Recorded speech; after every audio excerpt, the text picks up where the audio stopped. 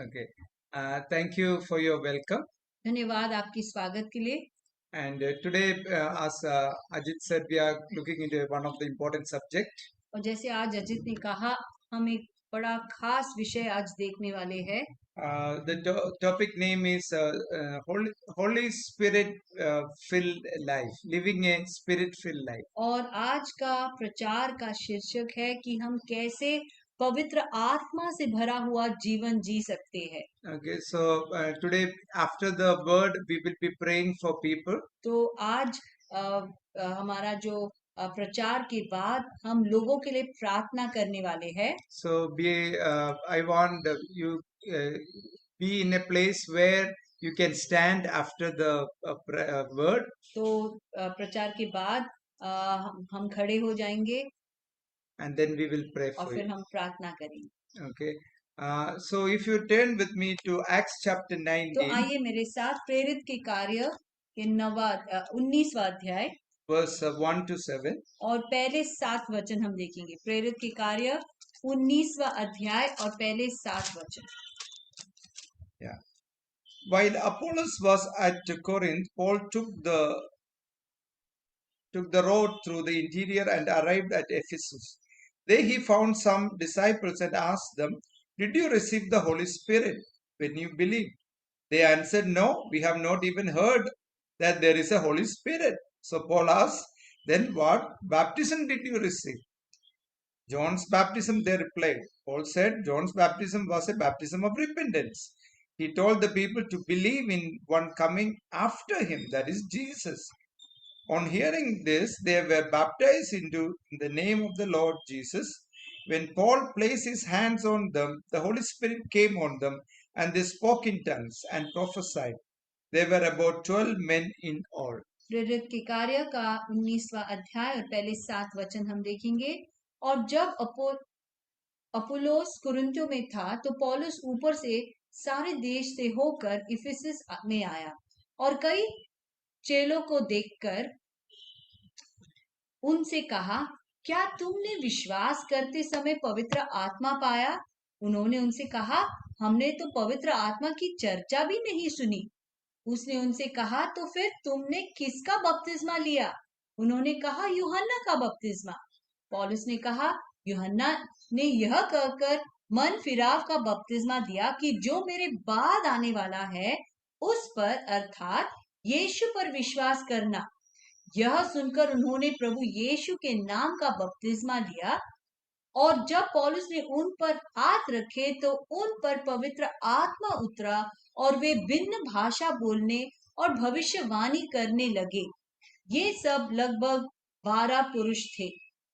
Okay, Book of Acts is a continuation of the Gospel of Luke, actually. और अगर आप देखेंगे प्रेरित का कार्य, यह किताब लूका का किताब का आगे बढ़ता हुआ कहानी है।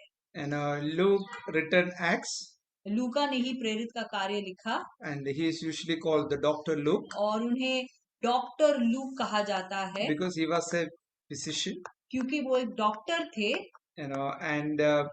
And Acts of the Apostles, that is usually people give the book the name.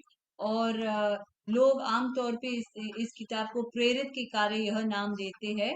And in NIV it's only Acts. English की बाइबल में सिर्फ एक्ट्स लिखा है, मतलब कार्य। Okay, but a suitable name for this is Acts of the Holy Spirit. लेकिन अगर आप सच में देखेंगे तो इस किताब का सही नाम होना चाहिए था पवित्र आत्मा का कार्य। Because if you see the whole book of Acts, you see how the starting is with the Holy Spirit, and how Holy Spirit takes and uses people to take the gospel to the ends of the earth. क्योंकि अगर आप देखेंगे इस किताब में आपको यही कहानी मिलेगी कि कैसे पवित्र आत्मा ने शुरू किया इस कहानी को और कैसे सुसमाचार हर राष्ट्र में इस पृथ्वी के छोर तक लिया गया सिर्फ और सिर्फ पवित्र आत्मा के In द्वारा। Acts chapter 1 verse 15, it says that there are 120 people who were praying, all scared people. प्रेरित के कार्य के पहले अध्याय और 15वां वचन में अगर आप देखेंगे वहां पे लिखा है कि कैसे 120 लोग वहां पे इकट्ठे थे और वे डरे हुए लोग थे। And in chapter 2, as they were praying, they were filled with the Holy Spirit. और दूसरे अध्याय में अगर आप देखेंगे कि कैसे पवित्र आत्मा उनके ऊपर उतर आए And they took the gospel not with sword or with power, और उन्होंने सुसमाचार आगे बढ़ाए, ना उन्होंने अपने साथ कोई तलवार या कोई हथियार नहीं लिए। like many religions, they spread their religion through sword and with pressure. जैसे कि हम देखते हैं बहुत सारे धर्म ने ऐसे अपने प्रचार किया तलवार के धार पे या Okay, ताकत पे, but by the power of the Holy Spirit, how it impacted the whole world. लेकिन वे गए पवित्र आत्मा के सामर्थ्य में और हम देखते हैं कि कैसे इसका असर पूरे जगत में हुआ। Okay, and this person called Paul in chapter 19, और यहाँ पे हम देखते हैं पौलुस के बारे में, he came to a place called Ephesus. Way Ephesus नाम का एक जगह पे आ गए। Hope you are familiar with Ephesus. शायद आप जानते हो एफिसस के बारे में। Okay, we have a book, a letter written by Paul to the church in और Ephesus. पौलुस ने एक पत्र भी लिखा एफिसियों की कलीसिया के लिए जो हमारे शास्त्र में है। By the time he came there, first time he came there, लेकिन यहाँ पे हम देखते हैं प्रेरित के कार्य का 19वें अध्याय में पौलुस पहली बार एफिसस पहुंचे। you know how many people he met them? क्या आप जानते हो कि कितने लोग थे वहां पे? In verse 7 it says there were 12 men in all. 7वें वचन में अगर आप देखेंगे लिखा है ये लगभग 12 पुरुष थे। Okay, only 12 people. सिर्फ 12 लोग थे। Okay, so so he asked them about their faith. तो उन्होंने उनको अपने विश्वास के बारे में पूछा। And so we see there in verse I think it is in verse 2, he asking this question. Sorry, verse 3, Paul asked this question, then what baptism did you receive? तीसरे वचन में पौलुस उनसे पूछ रहे कि फिर तुमने किसका बपतिस्मा लिया? Okay, so and he's asking them, did you be filled with the Holy Spirit? वो एक्चुअली पूछ रहा है कि क्या तुमने पवित्र आत्मा पा लिया कि क्या? So these people said, we never heard of the Holy उन्होंने Spirit. कहा उनसे कि हमने तो पवित्र आत्मा की चर्चा भी नहीं सुनी। So he said, the baptism that you have received was the baptism of repentance. फिर पौलुस ने उनसे कहा कि यूहन्ना का जो बपतिस्मा था वो मन फिराव का बपतिस्मा था। And he asked them about their faith in Jesus. और उन्होंने उनसे पूछा उनके विश्वास के बारे में यीशु मसीह में। And he baptized them again actually, और फिर से उनको बपतिस्मा दिया in the name of Jesus. यीशु मसीह के नाम में। And then after that he placed their hands on them and prayed. और उसके बाद पौलुस ने उन पर हाथ रख के प्रार्थना किया। And in verse 6 it says, when he placed their hands on them, Holy Spirit came upon them. और छठे वचन में लिखा है, और जब पौलुस ने उन पर हाथ रख के प्रार्थना किया तो उन पर पवित्र आत्मा उतरा। And they spoke in tongues. और वे भिन्न भाषा बोलने लगे। Not only they spoke in tongues, it says they prophesied also. और भविष्यवाणी भी करने लगे। Okay, and so I know some of you must have water baptized. मैं जानता हूँ कि आप में से कुछ लोगों का पानी का बपतिस्मा हो चुका है। And maybe some of you even believe in Jesus. और आप में से कुछ लोग यीशु मसीह पर विश्वास भी करते हो। But you must have not received the baptism of the Spirit, or you are not filled with the Holy लेकिन Spirit. शायद आपने पवित्र आत्मा का बपतिस्मा नहीं पाया या आप पवित्र आत्मा से अब तक भरे नहीं हो। And today I want to tell you about who is this Holy Spirit. तो आज मैं आपको बताना चाहता हूँ कि ये पवित्र आत्मा कौन है। And there are 3 points. 3 मुख्य विषय है। Because some of us like 3 points. क्योंकि कुछ लोगों को 3 विषय बहुत अच्छा लगता है प्रचार में। Okay, so I'm just joking. Okay. मजाक कर रहा हूँ मैं। Okay, the first thing I want to tell you, who is the Holy Spirit? सबसे पहली बात कि ये पवित्र आत्मा कौन है। And Jesus now works on the earth through the Holy Spirit. यीशु मसीह अब पृथ्वी पर कार्य करते हैं पवित्र आत्मा के द्वारा। He is the third person of God, the Father, Son, and the Holy Spirit. वो तीसरा व्यक्ति है परमेश्वर का, पिता, पुत्र और पवित्र आत्मा। And if you turn with me to Acts chapter 1 verse 4 to 5. अगर आप मेरे साथ आएंगे प्रेरित के कार्य का पहला अध्याय 4 और 5वां वचन। Let's read that.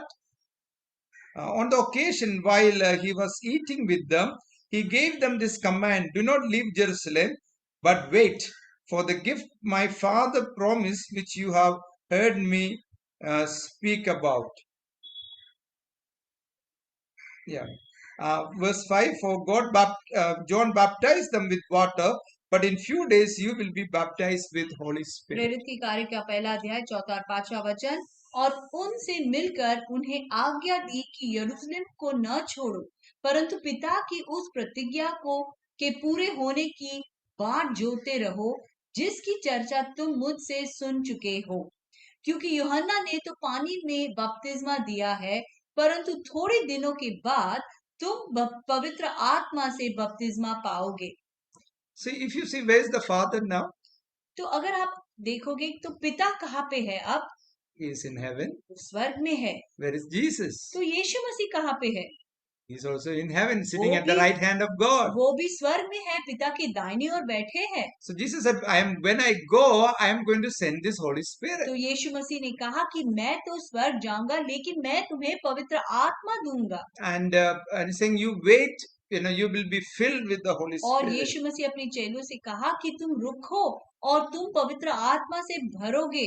And in few days, he says, you will be baptized in the Holy और Spirit. 5वें वचन में लिखा है, परंतु थोड़े दिनों के बाद तुम पवित्र आत्मा से बपतिस्मा पाओगे। So in this world, if you want to live a godly life, you need the Holy Spirit. तो इस दुनिया में अगर आपको कोई पवित्र जीवन जीना है, आपको पवित्र आत्मा की आवश्यकता है। If you want to live a life led by God, you need to be led by the Holy Spirit. अगर आपको ऐसा जीवन जीना है जो परमेश्वर के आज्ञा के अनुसार है, परमेश्वर के आज्ञा का आप पालन करना चाहते हो, तो आपको पवित्र आत्मा की जरूरत है।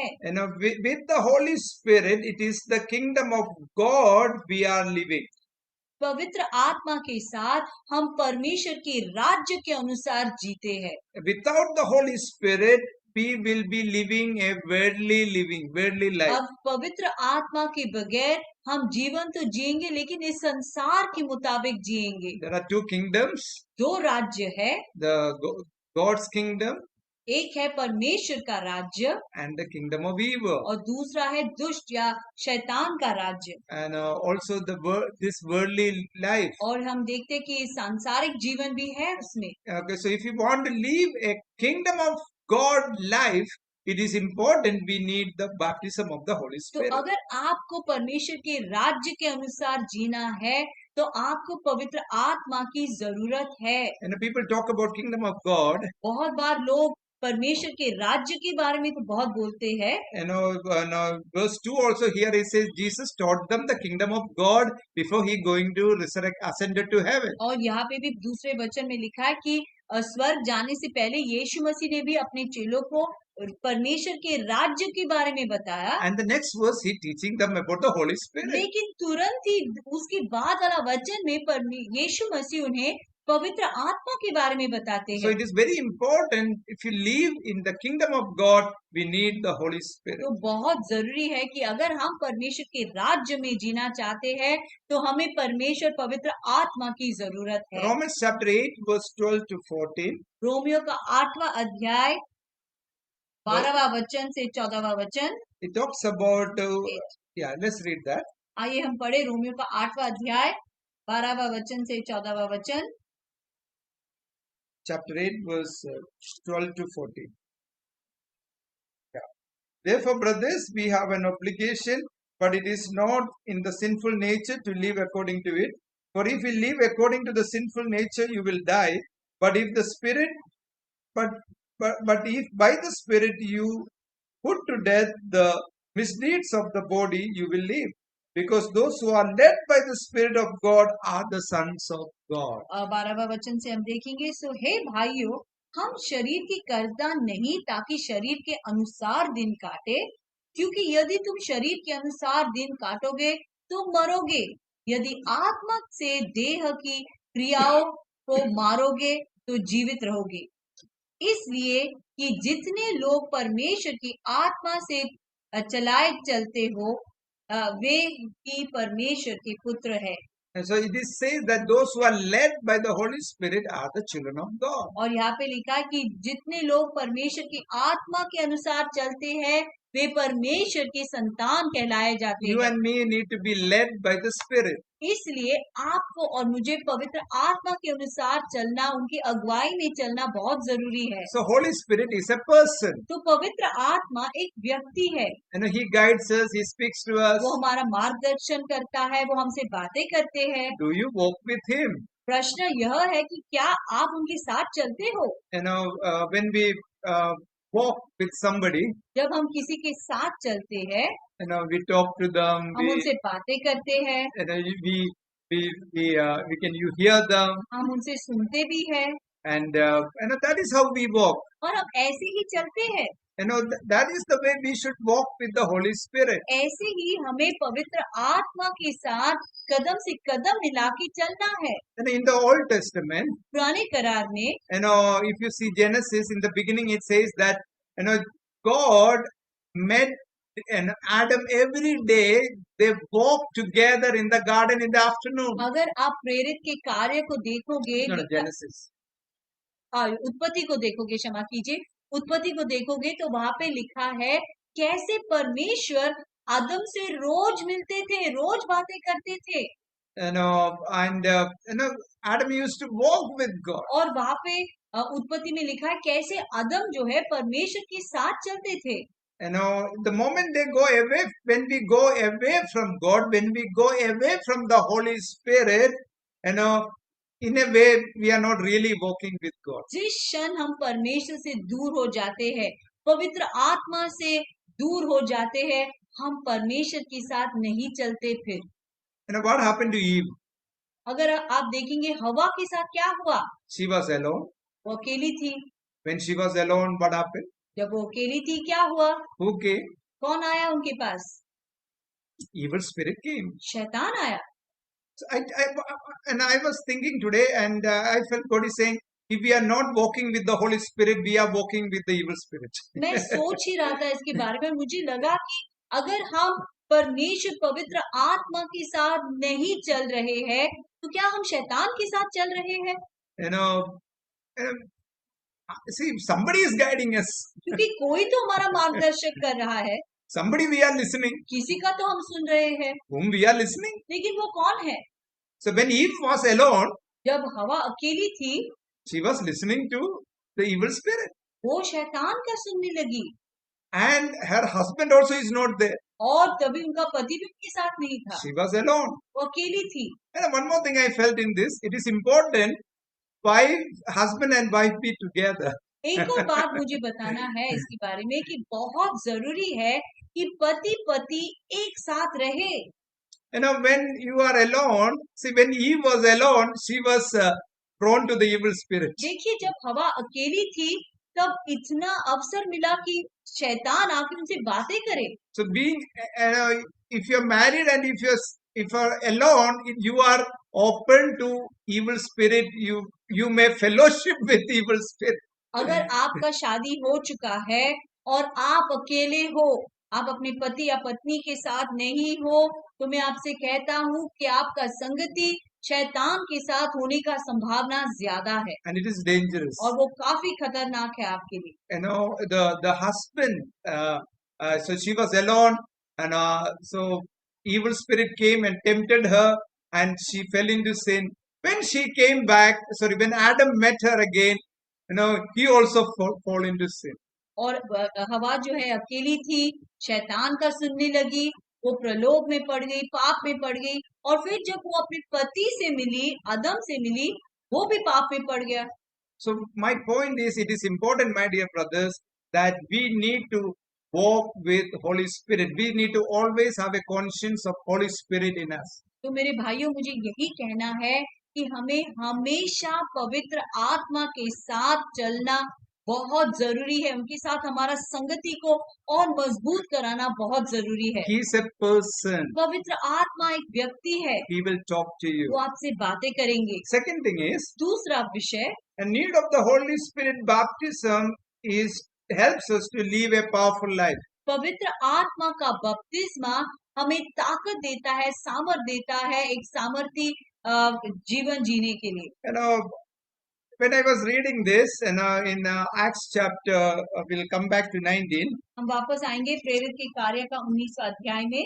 Paul is here very authoritatively saying, यहाँ पे पौलुस अधिकार के साथ कह रहा है, first time he came to this place, पहली बार वो एफेसस आए, this is the authority, the apostolic authority. यही तो अधिकार है प्रेरित में, The authority that God gives. जो अधिकार परमेश्वर देता है। He's saying, did you receive the Holy Spirit? तुरंत ही वो उनसे पूछने लगा कि क्या तुमने पवित्र आत्मा का बपतिस्मा पाया है कि नहीं। We can be believers, हम विश्वासी तो हो सकते हैं, but this is the question I also want to ask you. तो आज मैं भी आपसे यही प्रश्न पूछना चाहता हूँ। It is in verse 2, he's asking, did you receive the Holy Spirit? दूसरे वचन में पौलुस इन लोगों से पूछने लगा कि क्या तुमने विश्वास करते समय पवित्र आत्मा को पाया कि नहीं। And it is so important. That is why the first time he met them, he's asking them this question. क्योंकि ये बहुत महत्वपूर्ण चीज है, इसीलिए पहले बार उनसे मिलने के बाद ही उन्होंने यही प्रश्न पूछा उन्हें। So that much important for every believer, new, old, everyone. Holy Spirit is important. इसलिए शायद आप नए विश्वासी हो, पुराने विश्वासी हो, कुछ समय हो चुका है, जो भी है, लेकिन आपके लिए पवित्र आत्मा का बपतिस्मा बहुत महत्वपूर्ण है। Acts chapter 2 verse 38 and 39. आइए हमारे साथ प्रेरित के कार्य का दूसरे अध्याय 38 वचन में। This is the first set of believers. ये पहले विश्वासी है, those who were water baptized. जिनका पानी का बपतिस्मा हुआ। Verse 2 verse 38 and 39. प्रेरित के कार्य का दूसरा अध्याय 38 वचन में it says, Peter replied, repent and be baptized every one of you in the name of Lord Jesus Christ for the forgiveness of sins, and you will receive the gift of the Holy Spirit. Then verse 39 is very important. It says, the promise is for you and your children, and for all who are far off, for all whom the Lord our God will call. प्रेरित के कार्य के दूसरे अध्याय 38 वचन, पतरस ने उनसे कहा, मन फिराओ और तुम में से हर एक अपने अपने पापों की क्षमा के लिए यीशु मसीह के नाम से बपतिस्मा लो, तो तुम पवित्र आत्मा का दान पाओगे। और अगली वचन बहुत महत्वपूर्ण वचन है, क्योंकि यह प्रतिज्ञा तुम और तुम्हारी संतानों और उन सब दूर दूर के लोगों के लिए भी है, जिनको प्रभु हमारा परमेश्वर अपने पास बुलाएगा। It says it is for everyone, and everyone who is going to come to Jesus, it is for all of them. और यहाँ पे लिखा, ये पवित्र आत्मा सबके लिए है जो परमेश्वर के पास आने वाले हैं। It is the baptism of the Holy Spirit is for everyone, for those who are going to be saved in the future also. पवित्र आत्मा का बपतिस्मा सभी के लिए है, जिनका उद्धार भविष्य में होने वाला है, उनके लिए भी। And some people teach that it is over, there is no need of baptism now, no baptism of the Holy Spirit now, and it is totally wrong. We all need the Holy Spirit, and those who are all called in the name of Jesus, they need the power of the Holy Spirit. कुछ लोग ऐसे सिखाते कि नहीं, ये जो पवित्र आत्मा का बपतिस्मा है ना, वो पहले हो चुका है, वो पहले विश्वासी के लिए थे, अब नहीं है हमारे लिए। ये गलत शिक्षा है, क्योंकि शास्त्र हमें साफ साफ बताती है कि पवित्र आत्मा का बपतिस्मा हम सभी विश्वासियों के लिए है, जो आज विश्वास करते हैं, जिन्होंने कल किया है और जो भविष्य में करने वाले हैं। Coming back to Acts chapter 19 verse 6, when Paul, these 12 people just heard about the Holy Spirit, Paul laid hands on them and prayed for them. The Holy Spirit baptism comes upon them. The power of the Holy Spirit comes upon them. and it says they started speaking in tongues and starting prophesying. और अगर वापस हम आएंगे प्रेरित के कार्य के 19वां अध्याय 6ठे वचन में लिखा है, और यहाँ पे हम देखते हैं कि पहली बार पौलुस उनके ऊपर हाथ रखते हैं और उनके ऊपर पवित्र आत्मा उतर आता है और वे भिन्न भाषा बोलने लगते हैं और भविष्यवाणी भी करने लगते हैं। I want to tell you, don't compromise on this. मैं आपसे कहना चाहता हूँ कि समझौता मत करो। The sign of the baptism of the Holy Spirit is praying in tongues and prophesying. आपका पवित्र आत्मा का बपतिस्मा हुआ है, एक चिन्ह यह है कि आप भिन्न भाषा में बोलने लगोगे और आप भविष्यवाणी करने लगोगे। There are other gifts of the Holy Spirit. हाँ, बाकी वरदान भी है पवित्र आत्मा के। We don't have time to get into आज it. समय नहीं है उन सब देखने के लिए। There are a gift of serving, gift of healing. There are other gifts. सेवा करने का वरदान है, चंगाई का वरदान है और अलग अलग वरदान है। But one of the two major important gifts that we should have, every believer should have, is the tongues and praying in tongues and prophesying. लेकिन एक विश्वासी होने के नाते जो दो महत्वपूर्ण वरदान हमारे पास होनी चाहिए, वो पहला हम भिन्न भाषा बोले, अन्य भाषा में बोले, और दूसरा हम भविष्यवाणी करें। When I became a believer, जब फ्रैंकी विश्वासी बने, I used to stay in Bandra, तभी वो बांद्रा में रहते थे and as a bachelor, there are two other guys staying और with me. दो और लोगों के साथ वो रहते थे, उनकी शादी नहीं हुई थी तब, And one was a Sardar ji, और उनमें से एक सरदार था Okay, and one more guy, I don't remember the other guy, and we were staying together, and so I used to go to Living Word Church. और ये तीनों एक साथ रहते थे, तो तभी फ्रैंकी जो है लिविंग वर्ड कलीसिया जाते थे। Okay, and Stephanie also was there. Okay, मैं भी थी। okay, okay. So as I was growing, I got water baptized there. फिर फ्रैंकी का पानी का बपतिस्मा हुआ वहां पे, Okay, and I used to pray in my room. और फ्रैंकी अपने कमरे में प्रार्थना करने लगी। Okay, and so I know this, when everybody comes, we cannot pray together. I cannot pray alone. So वो जानते थे कि जब सब लोग अपने काम से लौट के वापस आएंगे तब प्रार्थना करना बहुत मुश्किल हो जाएगा। I used to reach room early. तो इसलिए वो जल्दी जल्दी अपने कमरे में पहुंच जाते थे। I was new. नए थे तभी। So I started praying in my room. और वे अपने कमरे में प्रार्थना करने लगी। So a few days I used to like kneel down and pray. और कुछ दिन तक वो अपने घुटने पे आके प्रार्थना करने लगे। And sometimes I used to read Bible and pray again. और फिर बाइबल पढ़ के फिर से प्रार्थना करने लगे। And one time I was just putting my hand up and I was just praying. और एक बार ऐसा हुआ कि वो अपने हाथों को उठा के प्रार्थना करने लगे। Some new words started coming और in. उनके मुंह से कुछ नए शब्द निकलने लगे। I was praying in different language. मैं अलग-अलग भाषाओं में प्रार्थना करने लगा। Which I never heard. I've never done it before. मैंने पहले ऐसे नहीं किया। And so the next Sunday I went to the church, and what I found is there are other people who are praying like this. और अगले रविवार को जब मैं कलीसिया पहुंचा, मैंने देखा कि बाकी के लोग भी ऐसे अलग-अलग भाषा में प्रार्थना कर रहे हैं। So then I understood, I received the baptism of the Holy Spirit and I started speaking in tongues. तब मुझे समझ में आया कि मुझे पवित्र आत्मा का बपतिस्मा मिला और मैं अन्य भाषा में प्रार्थना करने लगा। And I want to tell you, God, today we will pray for people, but even if you pray alone, God can fill you with the Holy तो Spirit. आज प्रचार के बाद हम लोगों के लिए प्रार्थना तो करेंगे, लेकिन मैं आपसे कहना चाहता हूँ कि अगर आप अकेले में भी प्रार्थना कर रहे हो तो परमेश्वर आपको अपने पवित्र आत्मा से भर सकते हैं। And praying in tongues is a sign that you received, and other gifts are the sign that you received the baptism of the और Holy ये Spirit. अन्य भाषा में प्रार्थना करना, दूसरे वरदान, ये सारे चिन्ह है कि आपको पवित्र आत्मा का बपतिस्मा मिल चुका है। Prophesying and tongues, भविष्यवाणी करना, भिन्न भाषा में प्रार्थना करना, it is so important. बहुत जरूरी है। And that is why in 1 Corinthians chapter 14, इसलिए पहले कोरिन्थियों का 14वें अध्याय में, in the whole chapter talks about tongues and prophecy. अगर आप देखेंगे कि वो पूरे अध्याय जो है भविष्यवाणी के बारे में और भिन्न भाषा में प्रार्थना करने के बारे में है। Okay, and two things I want to tell you here. सिर्फ दो बातें इसके बारे में। Verse 2 and verse 4 we read. दूसरा वचन और फिर चौथा वचन हम देखेंगे। 1 Corinthians chapter 14. पहले कोरिन्थियों का 14वां अध्याय और दूसरे वचन। It says, "For anyone who speaks in a tongue does not speak to man but to God. Indeed, no one understands him. He utters mysteries with the Spirit." क्योंकि जो अन्य भाषा में बातें करता है वह मनुष्यों से नहीं परंतु परमेश्वर से बातें करता है, इसलिए कि उसकी कोई नहीं समझता, क्योंकि वह भेद की बातें आत्मा में होकर बोलता है। And not verse 4, verse 3. और फिर तीसरे वचन को हम देखेंगे।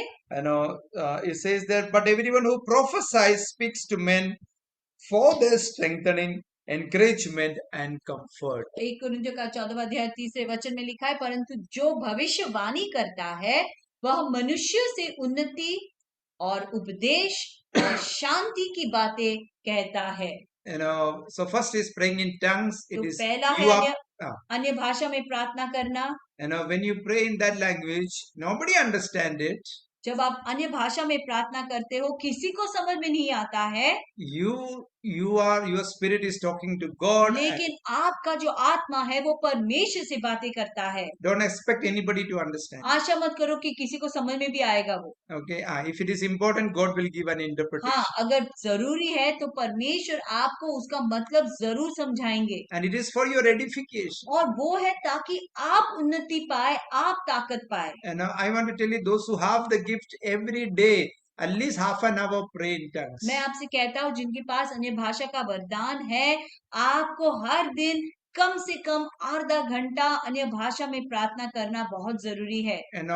In my early days, I used to, when I goes to work, जब फ्रैंकी काम पे जाते थे in the bus, I used to pray in tongues. तो बस में जब वो सफर करते थे पूरे सफर वो अन्य भाषा में प्रार्थना करते थे। And I had to travel from, when I was staying in Andheri, I used to travel from, Andheri to Worli for my work. So I used to pray in tongues. तभी वो अंधेरी में रहते थे और उनका काम का जगह था वर्ली, तो अंधेरी से वर्ली वो बस से जाते थे और पूरे सफर वो अन्य भाषा में प्रार्थना करते थे।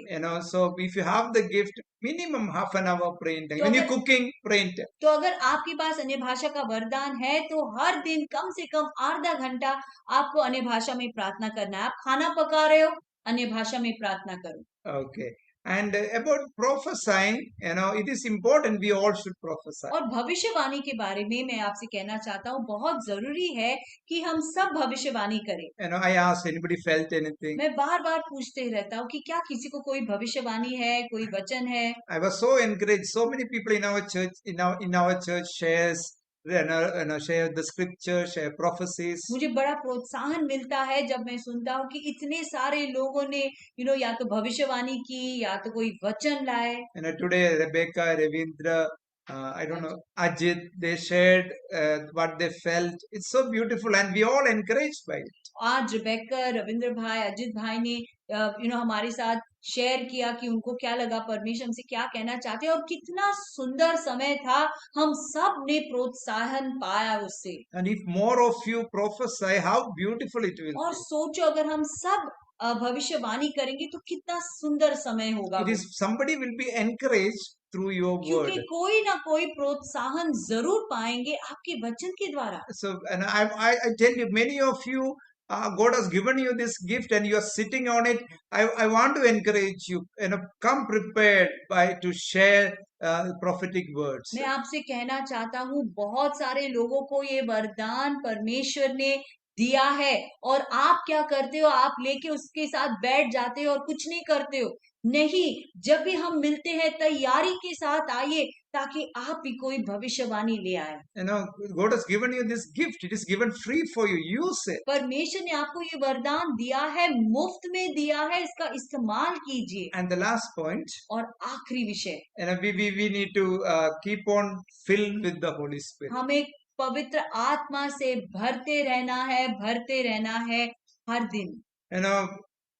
This small 12 people in this place, Ephesus. अब सोचो, पौलुस जो है पहली बार एफेसस गए और सिर्फ 12 लोगों से उनकी मुलाकात हुई। And now let's turn to the letter of Ephesians. अब हम आएंगे इफिसियों की किताब में।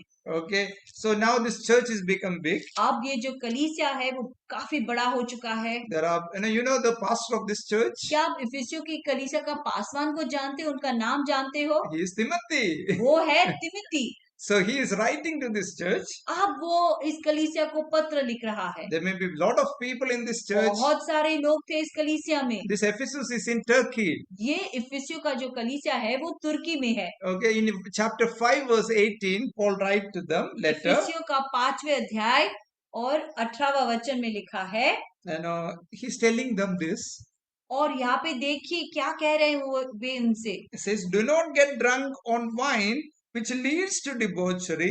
Instead, be filled with the Holy Spirit." इफिसियों का 5वां अध्याय और 18वां वचन, और दाखरस से मत वाला न बनो, क्योंकि इससे लुचपन होता है, पर आत्मा से परिपूर्ण होते जाओ। So now he is not talking to new people. अब देखिए यहाँ पे कोई नए लोग से उनकी बात नहीं हो रही है। He is writing matured Christians. ये परिपक्व लोगों के साथ उनकी बात हो रही है, मसीह लोगों के साथ उनकी बात हो रही है। And it is for us. और ये हमारे लिए भी तो है। It is saying that we need to be filled with the Holy Spirit, whatever age or whatever how old you are in the Lord. यहाँ पे लिखा है कि हमें पवित्र आत्मा से परिपूर्ण मतलब भरते ही जाना है, भरते ही जाना है, चाहे आपका उम्र कितना भी क्यों ना हो, आप पुराने मसीह हो, नए मसीह हो, कोई बात नहीं।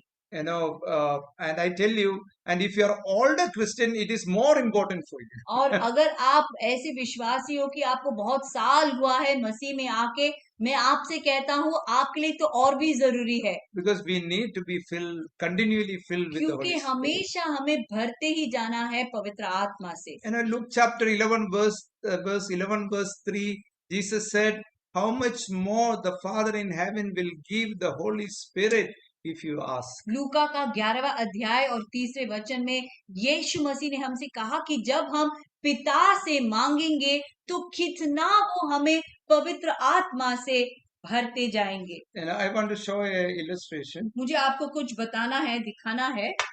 Hope you can see these things. आशा करता हूँ कि आपको ये दिखाई दे रहा है। Okay, can you see one glass with a lot of ball in it? क्या आपको ये ग्लास दिखाई दे रहा है? एक ग्लास है और इसके अंदर काफी बॉल्स है। Okay, so now this glass is you. Okay. और ये जो ग्लास है ये आप हो। Okay, and see this ball is like the things of this world, our sinful nature. और all ये this. जो बॉल्स है, रंग बिरंगी बॉल्स है, ये हमारा पाप का जीवन है, हमारा पाप है वगैरह। And our attraction to this world. और ये ये दुनिया की बातें हमें काफी आकर्षित करती है। And many times we are not led by the Holy और Spirit. बहुत बार हम पवित्र आत्मा की अगुवाई में नहीं चलते। We will walk with like this ball. We follow these things. हम ऐसे ही चलते, ये सब को लेके चलते, इनके पीछे पीछे ही हो लेते हैं। When we are filled with the Holy Spirit. लेकिन जब हम पवित्र आत्मा से भरते हैं, Let's see what happens. देखिए क्या हो जाता है। I have a bottle of water here. Frankie के पास एक पानी का बॉटल है। I am going to fill this. और हम ये ग्लास भरने वाले हैं। Okay, what happened is. देखिए क्या होता है। Okay, the whole ball comes out of this glass. ये सारे जो रंग बिरंगे बॉल्स है जो पहले ग्लास के अंदर थे, अब वो बाहर आ गए। So when we are filled with the Holy Spirit, more we are filled with the Holy Spirit, all the things which are not of God will come out. तो जब हम और पवित्र आत्मा से भरते जाएंगे, भरते जाएंगे, भरते जाएंगे, तो हमारे जीवन में जो भी चीज है जो परमेश्वर का नहीं है, गंदगी है, पाप है, वो सब बाहर निकल जाएंगे। Wrong teaching, wrong idea. गलत शिक्षा, गलत सोच, and wrong decisions. और गलत निर्णय, everything will come out. ये सब जो है बाहर आ जाएगी। Okay, and even if some sin or something comes again into us, सोचो अगर पाप या कुछ और गलत चीज वापस हमारे जीवन में आ जाता है, it cannot go down. अंदर नहीं जाएगा। It is easy to take out. बहुत आसान है इसे बाहर निकालना। So it is important we keep on being filled with the Holy तो Spirit बहुत जरूरी है कि हम पवित्र आत्मा से भरते जाए every day. हर दिन। You know, as believers, let's keep on being filled with the विश्वासी Holy होने Spirit. के नाते बहुत जरूरी है कि हम पवित्र आत्मा से भरते जाए। So hope you understood what I'm trying to say. आशा करता हूँ कि आपको समझ में आ गई बात। Okay. So in conclusion, I want to tell तो you, अंत में मैं कहना चाहूंगा आपसे, you know, Holy Spirit is a person, पवित्र आत्मा एक व्यक्ति है।